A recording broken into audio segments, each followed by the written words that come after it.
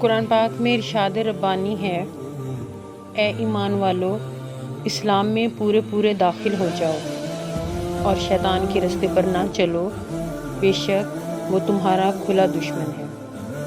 جب اللہ تعالیٰ نے اس پر اسرار کائنات کو تخلیق فرمایا تو انسانوں کو پیدا کرنے سے پہلے کون سی مخلوقات کو پیدا کیا، اس روئے زمین پر انسانوں سے پہلے کون سی مخلوقات رہا کرتی تھیں، اور انسانوں کے ازلی دشمن شیطان کو کیسے پیدا کیا گیا، اس بدبخت کے ماں باپ کون تھے، اور اس روئے زمین پر سب سے پہلے جنوں اور فرشتوں کے درمیان جنگ کس وجہ سے ہوئی، اور شیطان عزازیل سے ابلیس کیسے بنا۔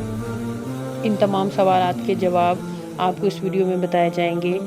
اگر ویڈیو پسند آئے تو ویڈیو کو لائک کریں، چینل کو سبسکرائب کریں اور بیل آئیکن کو پریس کرنا نہ بھولیں تاکہ میری ہر اپ کمنگ ویڈیو کا نوٹیفیکیشن آپ کو سب سے پہلے مل سکے۔ حضرت آدم علیہ السلام کی تخلیق سے پہلے صرف 2 مخلوقات کو پیدا کیا گیا، ایک ناری اور دوسری نوری۔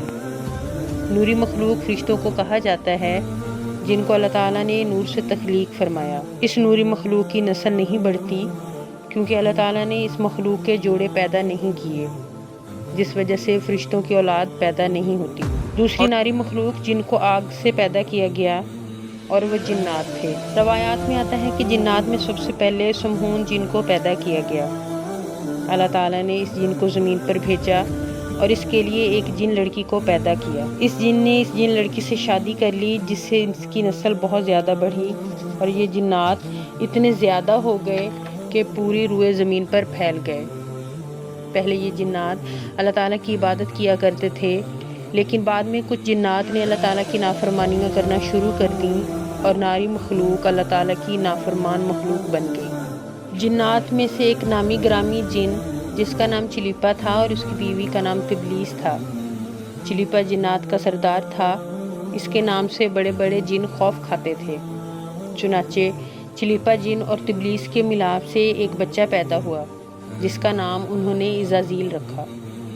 روایات میں آتا ہے کہ حضرت آدم علیہ السلام کی تخلیق سے 50,000 سال پہلے اس زمین پر جنات کا عروج تھا۔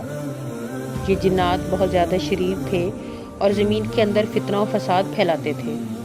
اس طرح جب جنات روئے زمین پر فساد پھیلاتے اور تباہی مچانا شروع کر دی تو اللہ تعالیٰ نے فرشتوں کو حکم دیا کہ زمین پر جا کر جنوں سے جنگ کرو۔ چنانچہ فرشتے اللہ کے حکم سے زمین پر اترے۔ ان فرشتوں نے جنوں کو حکم دیا کہ اللہ پاک نے حکم فرمایا ہے کہ زمین پر امن و امان سے زندگی بسر کرو، لیکن جنات نے فرشتوں کی بات ماننے سے انکار کر دیا، جس کی وجہ سے جنات اور فرشتوں کے درمیان بہت بڑی جنگ ہوئی۔ اس خوفناک جنگ میں عزازیل کے والدین نے بھی شرکت کی۔ اس جنگ میں اللہ تعالیٰ کے فرشتے جنات پر غالب آ گئے اور اس جنگ میں بہت سے جنات مارے گئے، جن میں عزازیل کے والدین بھی شامل تھے، اور باقی سرکش جنات کو بحکم الہی قید کر لیا گیا۔ ان قیدی جنات میں عزازیل بھی شامل تھا۔ ان قیدیوں کو جب آسمان پر لے جایا گیا تو عزازیل کے متعلق حکم الہی ہوا کہ اس کی بہترین تربیت اور پرورش کی جائے۔ فرشتوں نے عزازیل کو عبادت کرنے کے بہترین طریقوں سے آگاہ کیا، جس کی وجہ سے عزازیل اللہ کا ایک عبادت گزار بندہ بن گیا۔ بے پناہ عبادت و ریاضت کی بدولت عزازیل کو بارگاہ الہی میں بلند مقام و مرتبہ نصیب ہوا اور وہ فرشتوں کو واعظ و درس دینے لگا۔ فرشتوں کی صف میں اللہ کے مقرب ترین فرشتوں حضرت جبرائیل علیہ السلام، حضرت میکائیل، حضرت اسرافیل اور حضرت عزرائیل علیہ السلام کو کھڑا دیکھ کر اس میں برتری و سرفرازی کی ایک لہر دوڑتی۔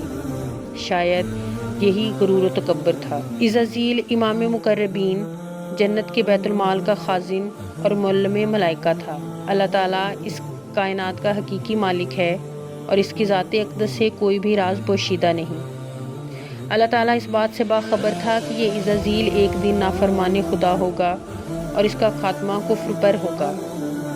ایک دن عزازیل کا گزر لوح محفوظ کے قریب سے ہوا تو عزازیل نے لوح محفوظ پر لکھا ہوا دیکھا، اعوذ باللہ من الشیطان الرجیم، یعنی میں پناہ مانگتا ہوں اللہ کی شیطان مردود سے۔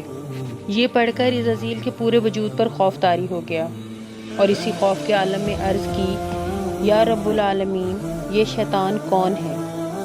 ندائے الہی آئی کہ اے عزازیل، یہ میرے بہت زاہد، عابد اور مقربین میں سے ہے، لیکن تکبر میں مبتلا ہو کر حکم عدولی کرے گا، پس میں اسے ملعون و مردود قرار دے کر درگاہ الہی سے نکال دوں گا۔ عزازیل نے کہا، اے رب ذوالجلال، کیا میں اس سے واقف ہوں؟ آواز آئی، وقت آنے پر تو اسے نہ صرف پہچان جائے گا بلکہ اس کے انجام سے بھی واقف ہو جائے گا۔ عرش مولا سے آنے والے اس جواب سے عزازیل کی آنکھوں سے آنسو جاری ہو گئے۔ اس نے سوچا وہ بدبخت کون ہوگا، لیکن پھر وقت گزرنے کے ساتھ ساتھ یہ خیال اس کے ذہن کے پردوں پر دھندلا گیا۔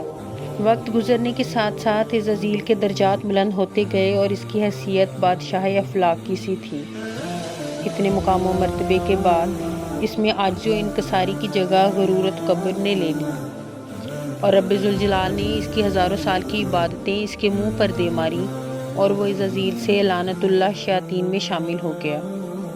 قرآن پاک میں 88 بار شیطان اور 11 بار ابلیس کے نام سے اس کا ذکر کر کے انسانوں کو اس سے دور رہنے کی تلقین کی گئی ہے۔ روایات میں ہے کہ اللہ تعالیٰ نے ایک دن فرشتوں میں اعلان کیا کہ میں زمین پر اپنا خلیفہ مقرر کرنے والا ہوں۔ عزازیل کو اس بات کا علم ہوا کہ ایک پتلے کو بنانے کے لیے زمین و آسمان سے مٹی کو اکٹھا کیا جا رہا ہے، اور جب حضرت آدم علیہ السلام کے پتلے کو پیدا کیا گیا تو اس پتلے کو 40,000 سال تک یوں ہی پڑا رہنے دیا گیا، اس میں روح نہ ڈالی گئی۔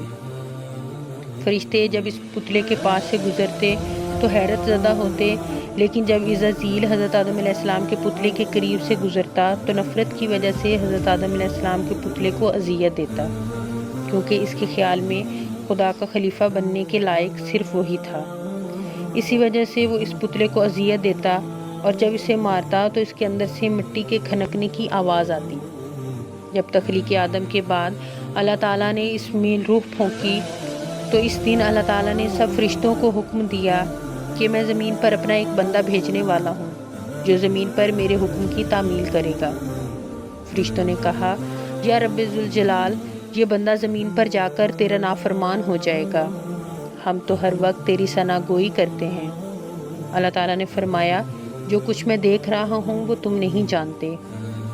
فرشتوں کو حکم الہی ہوا کہ حضرت آدم علیہ السلام کو سجدہ کرو، تو تمام فرشتے بحکم الہی حضرت آدم علیہ السلام کو سجدہ کرنے کے لیے جھک گئے، لیکن عزازیل نے حضرت آدم علیہ السلام کو بغض اور تکبر کی وجہ سے سجدہ نہ کیا۔ اللہ تعالیٰ نے سجدہ نہ کرنے کی وجہ دریافت کی تو عزازیل نے تکبر میں جواب دیا، اے خدا، تو نے مجھے آگ سے پیدا کیا ہے اور اس پتلے کو مٹی سے پیدا کیا، میں اس مٹی کے پتلے سے کئی درجے بہتر ہوں۔ یہ بات سن کر اللہ تعالیٰ نے عزازیل کو وہاں سے نکل جانے کا حکم دیا اور فرمایا، یہاں سے چلا جا، تو شیطان مردود ہو چکا ہے اور تم پر تا قیامت میری لعنت ہوتی رہے گی۔ اس وقت عزازیل کو علم ہوا کہ لوح محفوظ میں جس شیطان کا ذکر تھا وہ در حقیقت میں ہی ہوں۔ لہٰذا شیطان نے اللہ سے کہا، اے رب العالمین، میں چاہتا ہوں کہ مجھے قیامت تک زندہ رہنے کی مہلت دی جائے۔ اللہ تعالیٰ نے اس کی بات مان لی تو اس نے کہا، میں تیرے بندوں کو گمراہ کروں گا اور ہر طرح سے تیرے حکم کا نافرمان بناؤں گا اور وہ میرے گناہوں میں مبتلا ہو جائیں گے۔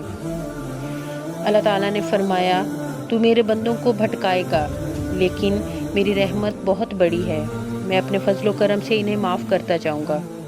اس طرح غرور و تکبر کی وجہ سے شیطان عزازیل سے ابلیس بن گیا، اور اللہ تعالیٰ نے اس کے گلے میں لعنت کا طوق ڈال کر اس کو آسمان سے زمین پر بھیج دیا۔